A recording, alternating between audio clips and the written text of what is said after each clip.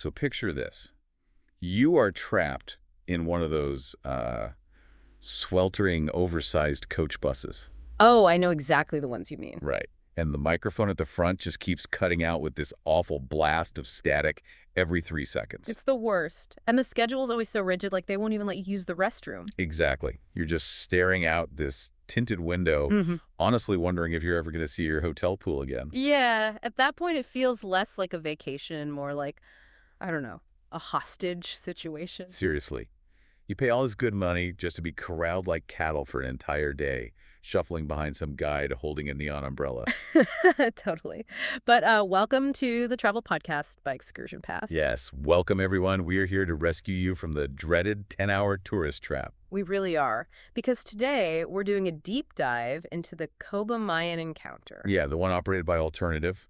And we are doing this because we've, cross-referenced their official minute-by-minute itineraries with just hundreds of unvarnished traveler reviews. Right. We really wanted to figure out if this excursion actually delivers on its promises or if it's just another bus nightmare. Exactly, because having lived and breathed this exact itinerary ourselves, we know that hesitation you feel. Oh, for sure. You see a 10-hour block on your vacation schedule and you instantly panic. You really do.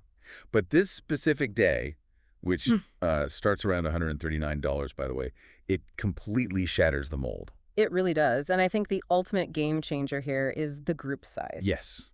The group size is everything. They cap it at a maximum of 12 people, just 12. Which is huge. I mean, you aren't fighting a crowd of 50 people just to hear the guide speak. Right. You actually have the physical and mental space to just absorb the Yucatan jungle. So we're going to preempt pretty much every single doubt you might have about this trip, step by step. Let's do it. Let's just fast forward right past the morning pickup and get to the moment you step out of the van. Okay, yeah. So you arrive at this secluded Mayan village called Pakchen. And, you probably expecting a gentle nature walk or something. Right. Right. Right. But no, they immediately test your nerve, like right out of the gate. Oh, yeah. You are strapping into a harness to literally soar over the jungle canopy. On 2 massive zip lines. 2 of them. And then you're paddling a canoe across this beautiful freshwater lagoon. Which is stunning, by the way. But then you face the absolute showstopper of the morning. The cenote. Yes. And for anyone who doesn't know, a cenote is essentially this natural limestone sinkhole. Right. It reveals this hidden underground cavern filled with just pristine fresh water. But the kicker here is you aren't walking down a nice, easy set of wooden stairs to get to this one. Oh, definitely not. You are physically rappelling down into it. Yeah. You just dangle in a harness, descending deep down into the earth, surrounded by all these echoing rock formations. It is wild. And because you're actively dangling over a deep cavern and relying on momentum for the zip lines, the safety limits are super strict. Very strict. They are non-negotiable. Yeah, like your waist must measure between 23 and 42 inches. Right, and your thigh can be up to 26 inches.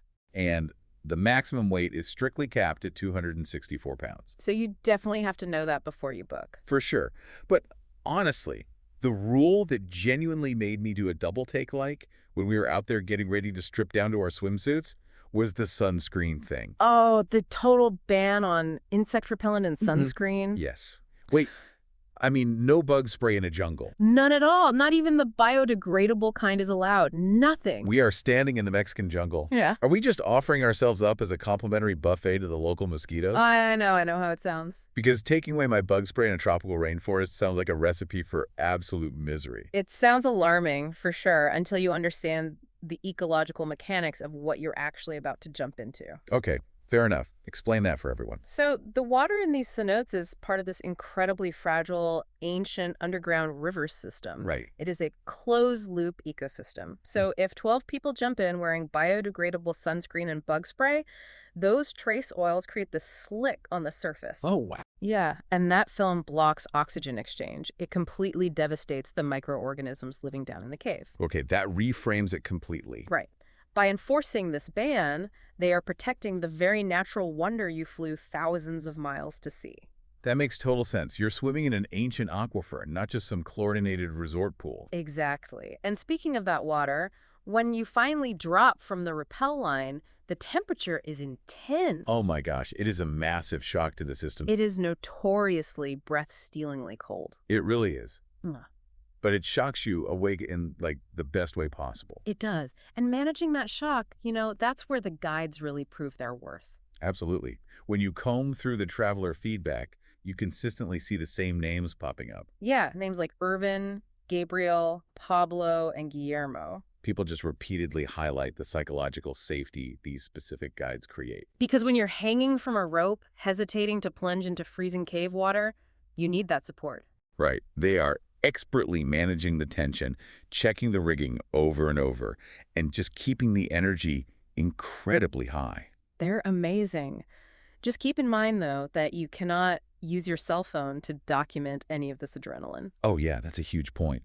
The only cameras allowed are action cameras, like GoPros. And they strictly must be affixed to a chest or head mount the entire time. Yeah, you have to keep your hands free for safety. Exactly. So, okay, you survive the zip lines, you freeze in the cenote, and you paddle the canoe. And by this point, let me tell you, your adrenaline is crashing hard. Oh, yeah, you have burned a massive amount of calories. And your body is just demanding fuel. Which brings us perfectly to the next major traveler doubt, which is the dreaded cultural immersion segment. Oh, right, because the assumption is always that this part of the day is going to be some staged, inauthentic performance. Totally. Like essentially a gift shop masquerading as a cultural exchange. Exactly.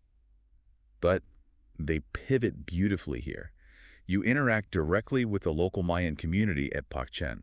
Right, and it starts with a blessing ceremony led by a local shaman. And I actually dug into the history of these specific blessings. It's really not a theatrical show for tourists. No, it's fair genuine. The shaman is burning copal incense and performing this ritual to seek permission from the jungle for your presence. Wow. Yeah, while also offering a blessing for a safe journey home. That's beautiful. It forces you to slow down, It really does. It grounds you in the environment and creates this profound respect for the land you're standing on. Right before you sit down to eat. And honestly, the food is where this itinerary won me over completely. Oh, the food is incredible. You sit down under a traditional palapa, which is like a thatched roof structure, and the local women serve this incredibly hearty meal. We are talking rich lentil soup, tender chicken, fresh vegetables. Yes. Rice, beans, flavored waters. Maize tortillas. Oh, the tortillas. Made by hand right in front of you. It's basically the ultimate antidote to this sterile chafing dish resort buffet. The contrast is staggering. It really is the difference between eating food mass-produced in a stainless steel commercial kitchen and eating ancestral recipes. Recipes shaped by hand over an open fire. Exactly. The traveler reviews frequently claim this simple lunch was the best meal of their entire vacation. I totally believe it. Because the gastronomy reflects the daily authentic fare of the actual people cooking it. You can literally hear the rhythmic patting of the tortillas being made and smell the wood smoke in the air. It's so immersive. Feels like going to your grandmother's house for a Sunday home-cooked meal, Yeah, if your grandmother was a local Mayan woman living in the Yucatan jungle. Exactly. Plus, the guides aren't just reciting some corporate script while you eat. No, they're super engaged. Many of them are multilingual, actually speaking Spanish, English, and actual Mayan dialect. Which is so cool. They are deeply integrated into this community. So they aren't just pointing at a village like it's an exhibit. They are introducing you to their friends. That genuine passion just sets the perfect foundation as you transition to the intellectual payoff of the day. Right. You are fueled up, you've been blessed, your heart rate has finally settled. And now you are standing at the edge of the ancient city of Coba. Coba is so fascinating because it constantly lives in the shadow of Chichen Itza. It really does. The immediate pushback from anyone planning a trip to this region is usually, well, Chichen Itza is a wonder of the world. Right. So if I'm coming all the way down to Mexico, why should I spend my afternoon at Coba instead? Isn't it just a lesser pile of rocks? Which is such a misconception. It is a vastly different psychological experience. Totally. To appreciate Coba, you really have to understand its raw scale and its relationship with the environment. Right, because Chichen Itza is breathtaking, obviously, but it is heavily manicured. Very manicured. It's this large, open lawn flooded with thousands of people and vendors. Yeah, whereas Coba, which is located just northwest of Tulum, is still fiercely gripped by the jungle. It hasn't been polished for mass consumption at all. You are literally stepping over massive tree roots that are actively trying to swallow the pyramids back into the earth. It is pure Indiana Jones vibes. Oh, 100%. And it is home to the Nohoch Mul pyramid, which is actually taller than its famous sister pyramid at Chichen Itza. Which a lot of people don't realize. Standing at the base of that thing, watching this massive stone structure rise up and just disappear into the jungle canopy. It is staggering. It really is. And navigating that sprawling scale requires using the ancient paths, which are known as Sacbes. The engineering behind those Sacbes is just mind-blowing. It really is. These weren't just dirt trails, you know? They were literally the superhighways of the ancient Mayan world. Yeah, they were elevated above the jungle floor, sometimes by several feet. Which makes sense, to prevent flooding during the rainy season. Exactly. And they were coated in this white limestone stucco. Right, because before streetlights existed, that white stone would actually reflect the moonlight. So clever. It allowed merchants and messengers to travel and trade safely at night. Because the site is so deeply spread out along these ancient highways, a lot of reviewers strongly advise against simply walking it. Oh, yeah, your feet will hate you. You have the option to rent a bicycle, though, for about $3. $3. Such a good deal. Or, if your legs are completely destroyed from the morning's rappel, you can hire a Mayan taxi. Oh, the tricycle. Yeah, a tricycle pedaled by a local guide for around $8. Which is still incredibly cheap. Mm-hmm. And honestly, riding those bikes changes the entire paradigm of the tour. How so? Well, you aren't just a passive observer standing behind a velvet rope anymore. Right. You are pushing pedals down a 1,000-year-old stone highway with the jungle rushing past you. And you've got monkeys in the trees above you. Exactly. You physically engage with the history. And as you explore, you inevitably encounter the stelae. Yes. The stelae are these large, freestanding stone monuments carved with intricate hieroglyphs. And Coba actually holds this really unique place in modern pop culture because of them. Yes, because the stelae found here are the exact stones that sparked the infamous 2012 apocalypse phenomenon. Oh man, we all remember that minor global panic. Oh, totally. People were freaking out. But when you look at the actual mechanics of the Mayan long count calendar carved into those stones, it was never about the end of the world. Right. It was just a misunderstanding of how their calendar works. Yeah, the calendar operates in these massive cycles of time called baktuns. And each one lasts about 394 years, right? Exactly. So the stelae at Coba were simply marking the completion of the 13th baktun in December 2012. So it was just signaling the end of one era and the beginning of another, not the end of everything. Precisely. But standing there in the humid jungle, inches away from the actual carved stone that the modern world completely misinterpreted a decade ago. It's surreal. It really is. It bridges the gap between ancient history and our current consciousness in such a cool way. It does. But I think we need to shift gears for a second. Uh-oh. Reality check time. Yeah. Up to this point, we have painted an almost flawless picture. True. You conquer a pristine underground river, you eat world-class ancestral food, and you bike through an ancient jungle metropolis. But part of our mission as your travel guides is to deliver the harsh reality checks. We have to. Mm-hmm. Nothing ruins a vacation faster than a nasty, expensive surprise. Exactly. So we have to look at the fine print. Let's do it. What's the biggest catch? The most glaring issue, and honestly the source of the most intense frustration in the traveler reviews, is what we're calling the photo trap. Oh, let's address this right now because it genuinely makes me angry on behalf of travelers. It's pretty bad. Like, you ban me from using my phone for safety. Fine, I get that. Right, safety first. You tell me I can only use a GoPro if it's strapped to my chest. Also fine. Sure. But then, after I've had the time of my life dangling over the water, I get to the end of the tour and experience absolute sticker shock for the official photos. The pricing structure is incredibly aggressive. Reviewers consistently warn that the packages are just exorbitant. Like, how much are we talking? Well, one group of 7 people reported paying $250 just to get their digital photo. $250. Yeah. And if you just want a single printed image of yourself on the zip line, it runs about $30. Hold on. I am paying roughly $139 for this entire 10-hour, all-inclusive, beautifully structured tour. Right. The food, the guides, the transport, the equipment, all of that is $139. Yep. But I might have to take out a second mortgage if I want photographic proof that I went in the cenote. That's the reality of it. That is a predatory upcharge. It just leaves a terrible taste in your mouth right at the very end of the day. I completely understand the irritation. You really have to mentally budget for that reality before you even leave your hotel room. Yeah, it's nice. But honestly, the nightmare scenario goes way beyond just the price. Oh no. What happened? One reviewer shelled out over $100 for the digital photo package on a flash drive. Okay. They traveled all the way home, plugged it into their computer, and discovered the flash drive was completely blank. No. Are you kidding me? A blank drive. Completely empty. You cannot just drive back to the Yucatan from, like, Ohio to complain to customer service. Nope. The memories were just gone. Gone. Okay. Which is why our strategy here is twofold, folks. Listen up. Yes, take notes on this part. First, if you own a GoPro, spend $20 on a chest mount before you fly to Mexico. Absolutely. Wear it, control your own media, and bypass their photographers entirely. It's the only way to be sure.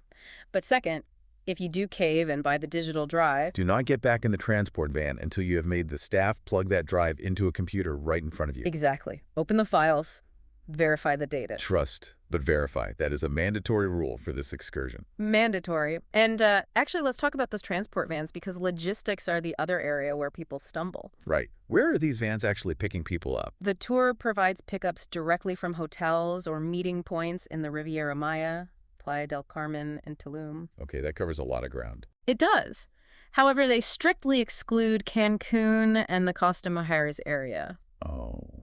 So if you are staying in the hotel zone in Cancun, do not just click book, assuming a van is going to roll up to your lobby at 7 a.m. No, it definitely won't. You would have to privately arrange and pay for your own transportation down to a meeting point in Playa del Carmen. Which is what, an hour-long drive on a good day? Easily an hour, and that's just to begin the 10-hour tour. It stretches a long day into an exhausting marathon. And we really need to be very honest about the comfort of those vans during that marathon, too. Yeah, 10 hours in the Mexican climate is demanding. Really demanding. The reality of the heat plays a huge factor. While the vans are advertised as air-conditioned, numerous reviews point out that on scorching days, the AC simply cannot keep up. I mean, think about the physics of it. You have 12 people who just spent hours sweating in the jungle, Yeah. biking around ruins, and you're all still slightly damp from the cenote water. Gross, but true. And you're all piling into a metal box that's been baking in the sun. That air conditioner is fighting an impossible battle. It gets intensely hot and stuffy during those transit times. You really have to be proactive. What do you recommend? Dress in highly breathable clothing. Pack a dry set of clothes to change into after the cenote. Oh, that's smart. Really? Sitting in a damp swimsuit for an hour drive is miserable. That's the worst. And bring a high-capacity insulated water bottle. Right, because the tour is eco-friendly and provides large jugs of flavored water at lunch for refills. Exactly. But having your own cold water in that hot van is an absolute lifesaver. For sure. Finally, we have to reiterate the health restrictions. Yes, very important. This is an active expedition involving serious physical exertion. It's not a lazy river. No, the operators are very clear. This is not suitable for pregnant travelers, anyone with back or heart problems, or those with serious medical conditions. Right. And critically, anyone under the influence of alcohol or toxic substances is strictly prohibited from participating. Yeah. I mean, you are dangling from ropes over dark water and biking through a jungle. Exactly. Save the margaritas for the hotel bar after you survive the day, Highly recommended. But honestly, despite the photo trap and the hot vans, when you evaluate the sheer scope of the itinerary, the value is undeniable. It really is. It is a visceral, tactile experience. And the physical exertion just makes the historical discoveries feel entirely earned. That's a great way to put it.